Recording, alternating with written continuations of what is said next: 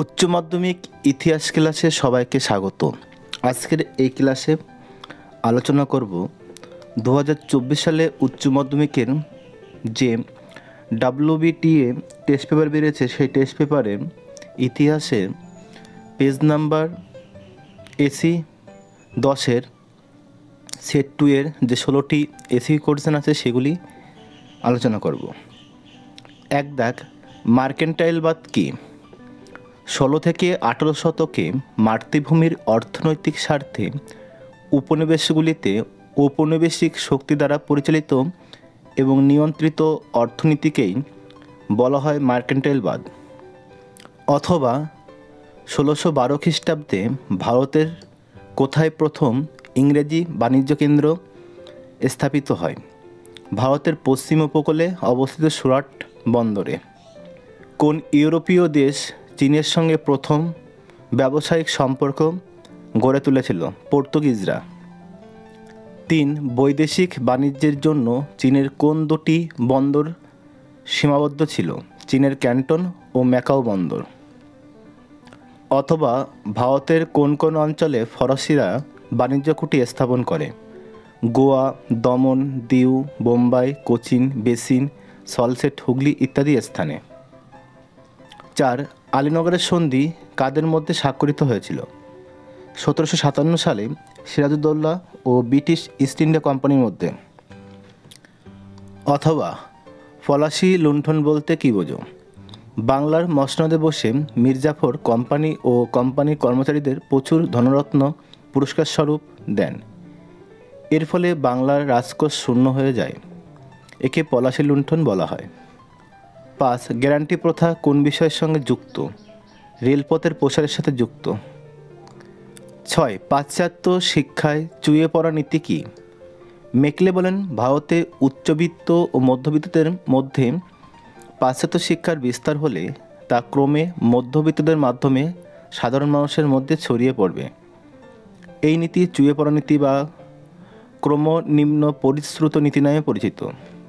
অথবা কোন governor general অ্যাংলিসিস্ট orientalist বিতর্কের অবসান ঘটান? Lord William Bentinck. 7 দাগ, কেরালায় কে অস্পৃশ্যতার বিরুদ্ধে শক্তিশালী আন্দোলন গড়ে তুলেছিলেন? শ্রী নারায়ণ গুরু। 8, দলিত কাদের বলা হতো?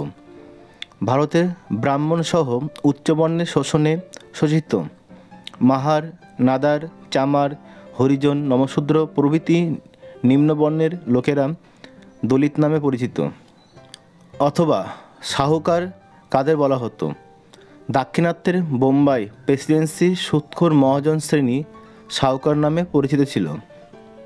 9, কে কবে সাম্প্রদায়িক বাটোয়ারা নীতি ঘোষণা করেন?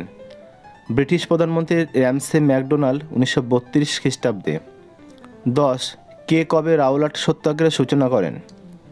মহাত্মা গান্ধী 1919 খ্রিস্টাব্দে। অথবা রাওলাট আইনের পেছনে উদ্দেশ্য কী ছিল? মহাত্মা গান্ধী 1919 খ্রিস্টাব্দে এই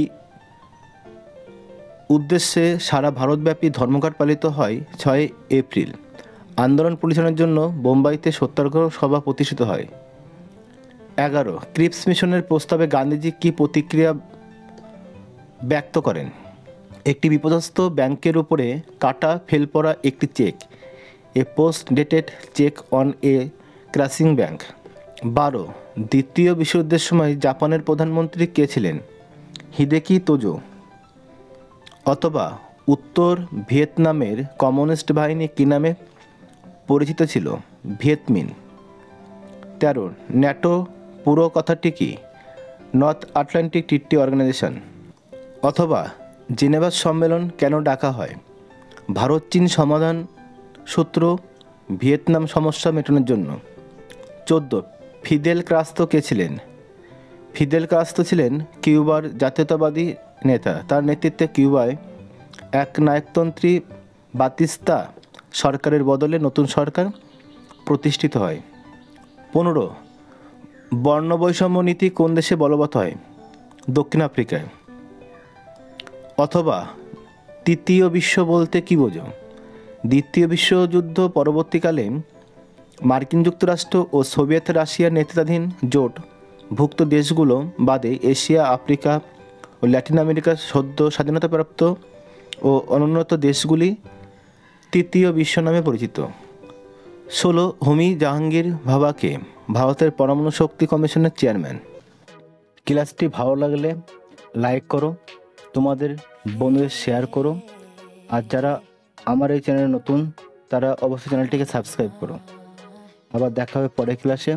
সে পর্যন্ত সবাই ভালো ও সুস্থ থেকো।